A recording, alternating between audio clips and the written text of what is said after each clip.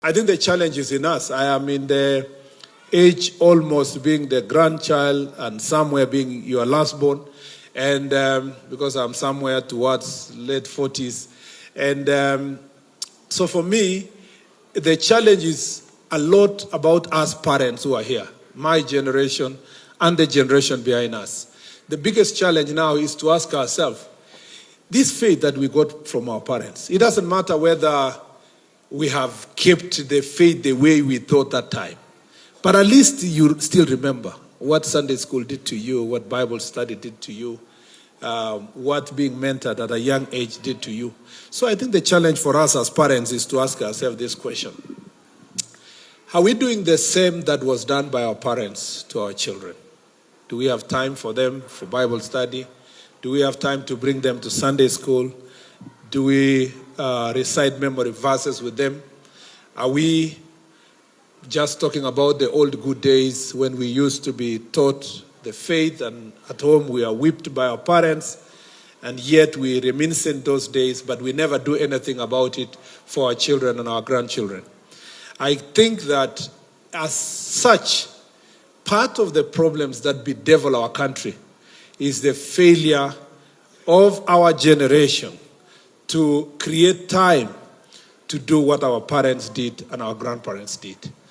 And even if we lie to ourselves, we all know that we have become busy, we have become committed in the place of work, we have left our children to be brought up by computers and our phones and their phones. We have left the television to take charge of our children.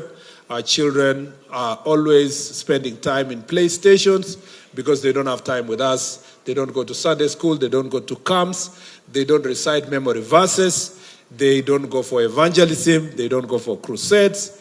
And those are the things we did. It doesn't matter whether we are no longer doing now, but it is that foundation that has made us to be the people we are now.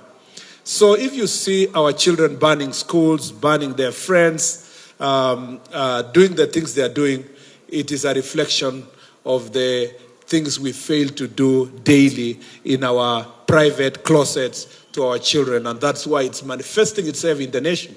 And yet, when it comes out and manifests in the nation, we as the parents, because we are not willing to face our failures, and we are not willing to face our wrongs, we now look for someone to blame.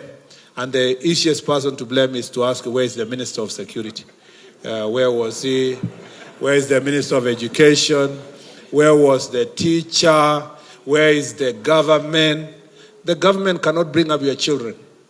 The government cannot take your children to Sunday school. They cannot read the Bible to your children at home. They will not teach good manners to your children.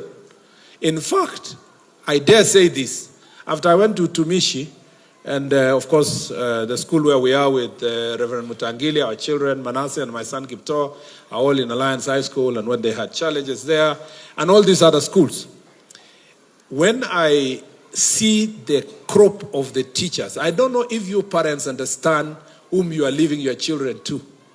First of all, you assume that the teachers that used to teach you are the same teachers that are in school. You are forgetting that the teachers that are in school now teaching your children are Gen Z teachers who are struggling, first of all, to bring up a family. Yeah?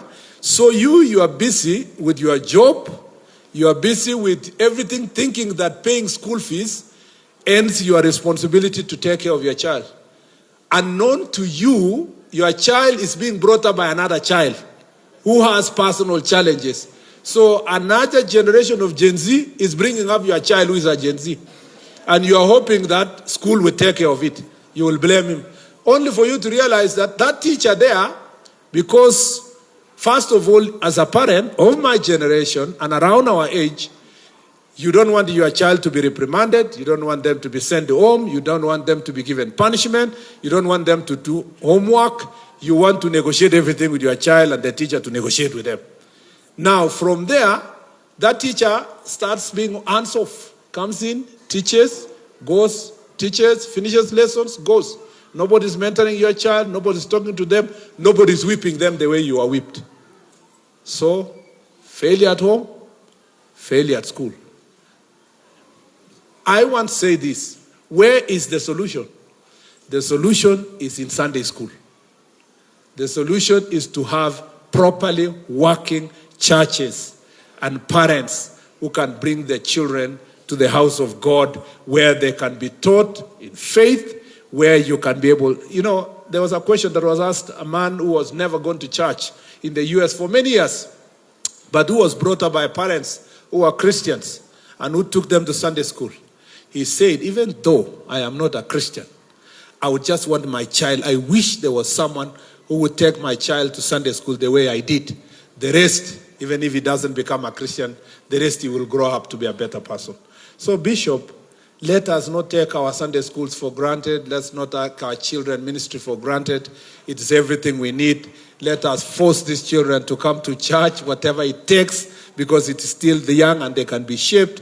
When I see them coming here and marching and saluting and saying we are soldiers of Christ, I know there is no other way we are going to grow leadership. Those are the leaders that we are going to be leaders of tomorrow.